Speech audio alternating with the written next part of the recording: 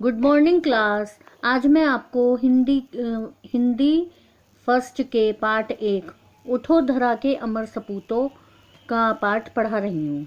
इसका जो भावार्थ है वो मैंने यूट्यूब के माध्यम से आप लोगों को भेज दिया है। पहले हम भावार्थ पढ़ने के बाद इसको कविता को लिखेंगे। ये कविता की आपको 8 लाइन लिखनी है।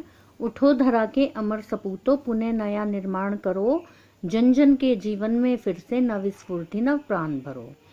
ये जो कविता है ये द्वारिका प्रसाद महेश्वरी जी ने लिखी है और ये उन्होंने आज़ादी के बाद नवयुवकों को जगाने के लिए लिखी है।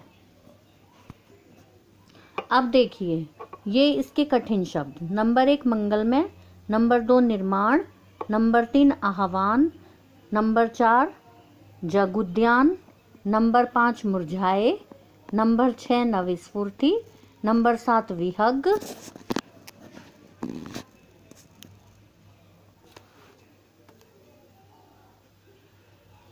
नंबर 8 ज्योति, नंबर 9 मंडराते और नंबर 10 वीणा।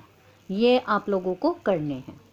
फिर कविता लिखने के बाद, कठिन शब्द लिखने के बाद ये आपको शब्दार्थ करने हैं। नंबर 1 निर्माण, रचना, धरा, पृथ्वी, स्फूर्ति, जोश, ज्योति, प्रकाश, काया, शरीर, आह्वान, आमंत्रित करो, मंगलमय, शुभ, उद्यान, बगीचा। अब ये इसका अभ्यास कार्य है और प्रश्नोत्तर। प्रस्तुत कविता में कवि किसका आह्वान करता है?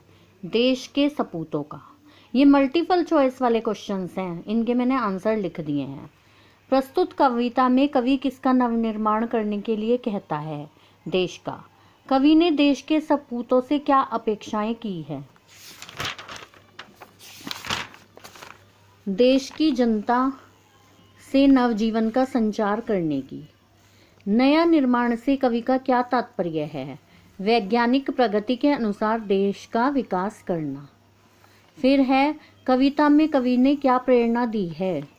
देश के नव निर्माण की।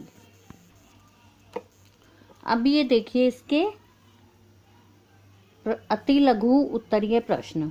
युग युग के मुरझाए सुमनों से कवि का क्या अभिप्राय है?